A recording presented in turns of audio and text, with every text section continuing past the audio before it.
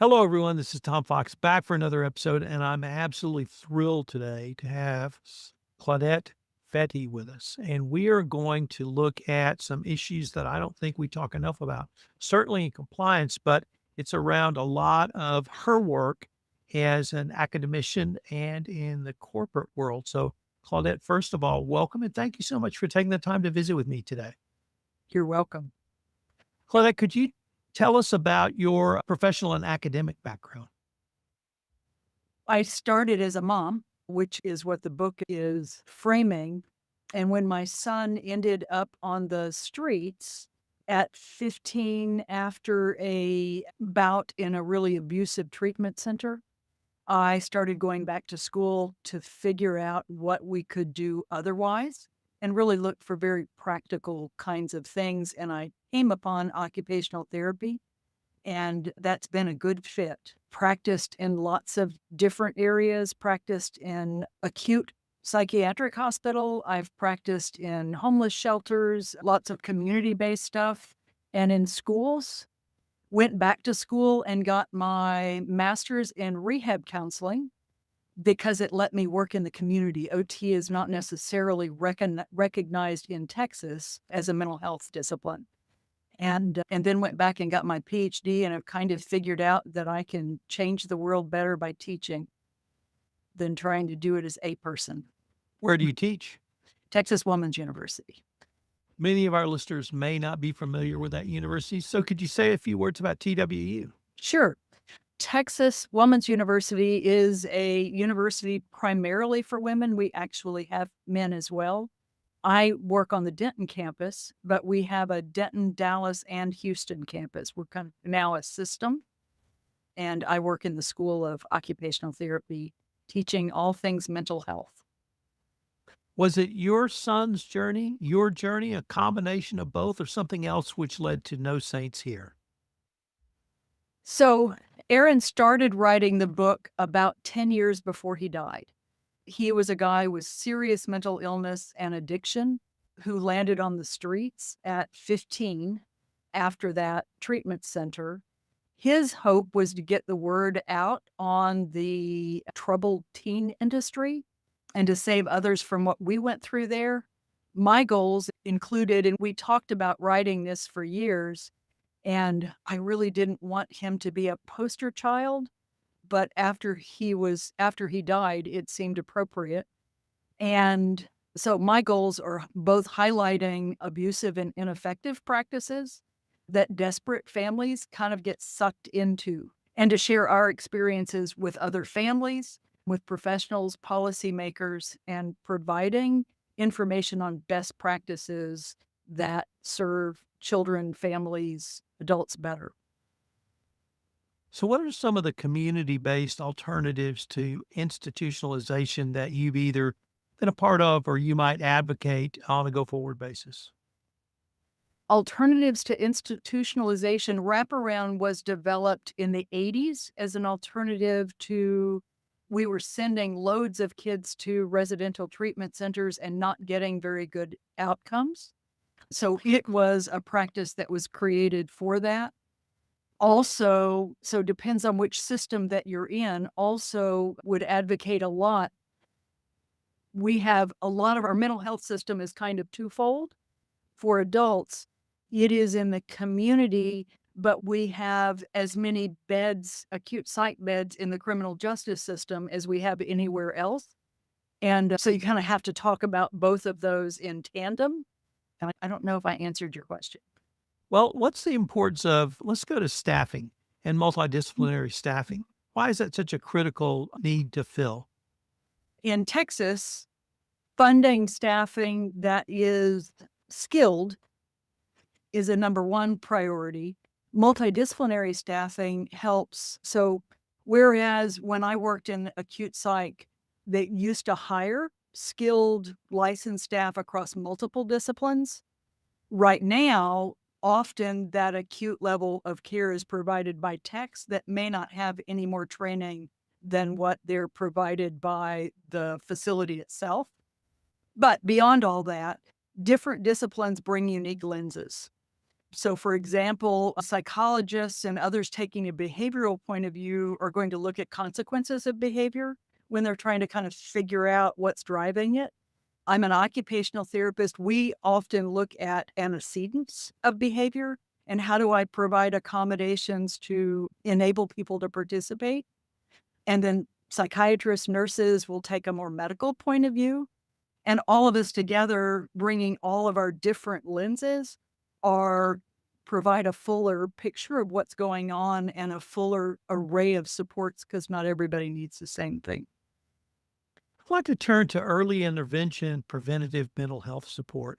I think most of our listeners will understand the term early intervention, but let me move to preventative mental health support because I'm not sure that we discussed the preventative part of mental health support enough. Could you talk to us a little bit about that?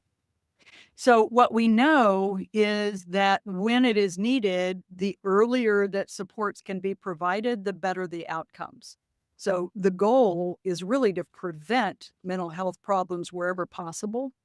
That could begin with the as early as looking at the identification of at-risk parents. I was a teenage mom. Then my husband had a psychiatric break, my first husband, and landed in jail. We were at risk because of my age. I had a history of delinquency in adolescence. Aaron's father had a history of mental illness and subsequent incarceration. All of those are red flags that could have been an opportunity to say, what kind of supports can we put into place? Visiting nurses, any number of things. What we know is that families like mine don't give birth to children with mental health needs because they're expertly prepared. We come with whatever parenting we were given, and if that's adequate, great. Often it's not. Often our kids need special skills. Another place that we could have intervened, Aaron was kicked out of multiple daycare centers. Another opportunity, another red flag that tells you there could be issues. I needed a really sophisticated skill set, but instead I did what I knew, which was a lot of yelling and some spanking, because that's kind of what's out there. It worked okay for myself and my brother. It did not work for Aaron. So, how do you bring these skills to an elementary school or elementary school teachers? Say things like teaching emotional literacy and restorative practices in grade school. Is that something that we are teaching? And if not, how can we help teachers in those skills? So teachers have a really hard job and need a whole lot of support. Think about a public health model, which is basically a triangle when you're thinking about early intervention and prevention. In schools, this is called multi-tiered systems of support. At the base of that triangle are universal support. So they're things that you want to provide to every kid to try to prevent any kind of mental illness or just to promote health. And those are things like social and emotional learning, teaching them having an emotional language, using restorative circles to teach conflict resolution, and to take responsibility for harm that they've caused. And you can do that with all children. At tier 2, which is the second level on that triangle, you're trying to catch kids who maybe have a particular risk factor. Maybe they have experienced some trauma or abuse, or maybe they have learning disabilities, which school failure is a big issue in terms of risk factors for mental ill health. You look at helping them be successful in school. That's one of the big things you can do is provide the accommodations so that they can experience themselves as competent, because we all want to be competent. And so providing that for kids, providing trauma-informed practices for teachers. A big thing we can do in terms of policy is really encourage disciplines. So in schools, a broad swath of disciplines that work in schools as support staff are called specialized instructional support personnel, or SISPs. OT is a CISP, so is a librarian, so is a school psychologist, all kinds of us, to really focus the school on providing early intervention, or what we call response to intervention. So as soon as there is any kind of problem, to be able to swoop in and provide the supports for that. That means supporting teachers because they're in the front lines and they see what's going on. So you want to be able to get in there, have a good relationship with teachers, and be able to get in there and support them however they need quickly. And for instance, when I was a school-based practitioner, we did response to intervention, which is an early intervention model.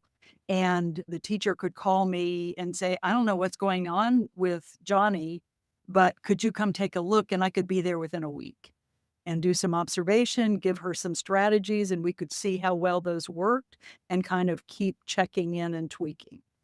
I think teachers are kind of stuck out on their own a lot. So whatever we can do to provide support, and there actually are quite a few disciplines in schools. Historically, when we started with special education, many of us went in with a clinical model. And so we were just doing people in that third tier, which are once they have a problem identified, we kind of waited for kids to fail and then we picked them up and then had them in a caseload like you would in a medical setting. Instead, we need to, in schools, work from a workload model so that we can be flexible and serve kids wherever they are and teachers. Could I turn from the educational arena to maybe a little bit more focus on the criminal justice system? And how can we use how can we help either substance abuse, mental illness to move back from looking at it from a criminal perspective and move to some sort of restorative approach? Is that something that you either think about, help companies with, or even the government? Yeah. Substance use, or the criminalization of substance use, has been an abject failure. We have a lot of data to demonstrate that putting millions of people in prison for drugs has really not done anything to curb abuse, and it's torn communities apart. So with the opioid settlement money, there is, in theory, more treatment available. But if you think about the reality of people in the midst of substance use, they may or may not be able to jump through all of the intricate hoops that it takes to access that. But they sure are going to run up against law enforcement pretty easily. So you think about kind of where they end up, and very frequently it's going to be in law enforcement. We have underfunded mental health in the community and mental health supports, but not law enforcement. And much of what we do ends up being there. You can deal with that by having kind of deferment directly. So if somebody comes into the system, then you can do a deferment kind of process. The restorative practices are about, so if you think about what we do in criminal justice right now, someone comes before the court or they commit an offense. They go before the court.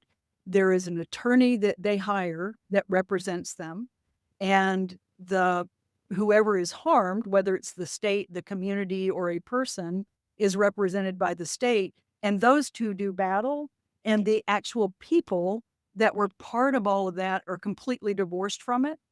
Add to that the fact that it's common practice to kind of ratchet up the charge so that the person will plea bargain and they don't have to go to court at all. And you have kind of a system where they are completely detached from what is going on in that process. So restorative justice says people need to be able to make it right. So if I commit a wrong, I need to be able to think about what I did and be able to come up with a restorative action to make that wrong. Victims of crime do not have a voice in that system at all. So it's also about redressing them and making sure that they get what they need. And whoever was harmed, whether it's family, community, whatever. So restorative justice is a lot about really shifting that whole process to create something where people come out of the system better. We know that while many people with mental illness come in contact with the justice system, it is a dangerous place for them, and it's frequently not a place where they get better. They tend to be in solitary confinement more often, which makes them also really expensive.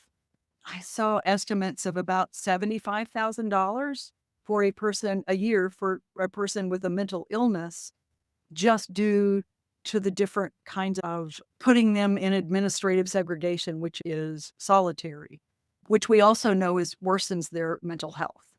It's not very effective and it's really expensive. We could spend that money more effectively if we spent it in the community. Let me change the focus a little bit because you've used a term that I was not familiar with, and that term is Mhm. authentic wraparound. Yeah. Could you tell us what that is and how we might think about that in the context of, I'm going to use the term recovery, but you may choose a different term. So recovery and wraparound have a huge overlap. Wraparound started with children and youth because we were sending an awful lot of kids away to residential treatment in the 80s and they were not getting better. And folks said we ought to be able to do something better with that money because it's very expensive if we wrap it around them in the community. And so they began in many different parts of the country to develop this process. It evolved with very specific principles to kind of hold it accountable. So you hear the term wraparound all over the place. That doesn't mean that it is actually wraparound that they're practicing. There are a set of principles, frankly, also for recovery that are kind of overlapping. But principles in wraparound, for example, include strength-based practice. Strength-based is a principle that I have seen not authentically used in wraparound practice when the facilitator brought the kiddo in and we had a team meeting and they said, okay, here's your name, and we're going to make an acronym with just random strengths that they used for each of the letters of his name. And then that kind of checked the box. Okay, we've done strengths, and they put it away. That's not strength-based practice. Strength-based practice is at its heart looking for strengths that child and family or adult and others around them really can own, and then creating what Kathy Cox calls enabling niches. So places where they can practice those strengths, a demand for those strengths in the community so that they can build and broaden those rather than focusing on deficits that unfortunately when we focus on, sometimes we tend to broaden too. We want to kind of broaden their capacity and their ability to feel competent. So that's strength is one of the principles. Family voice and choice, which means families drive their plan and are integral to the entire system. Unconditional care. So in wraparound, no kid gets kicked out. You just figure if it doesn't work, then you go, okay, that didn't work. What are we going to do instead? It is a team-based process. So all of the decisions happen in a team, but half of that team is non-professional. It's really a time-limited process. You have 50% of the team are neighbors, grandma, aunt, somebody, cousin, someone else, a friend, whatever, people who are going to be there way after the professionals are gone. And that's another piece that's really hard and very frequently I see left out. So following all of those 10 principles of wraparound and adhering to them are how practitioners hold themselves liable or responsible for authentic or high fidelity is the word wraparound, and how systems hold themselves accountable. Unfortunately, we have a lot of wraparound or things that we call wraparound that aren't. And then you really have to look at if the outcomes aren't great and you're not doing it, you've really injured a successful process because people are going, oh, I've done that wraparound. It doesn't do anything. But they didn't. And we do a lot of that. Let me change the focus yet again to the writing and publishing process that you went through and ask you if you could share your experience in working with Stony Creek.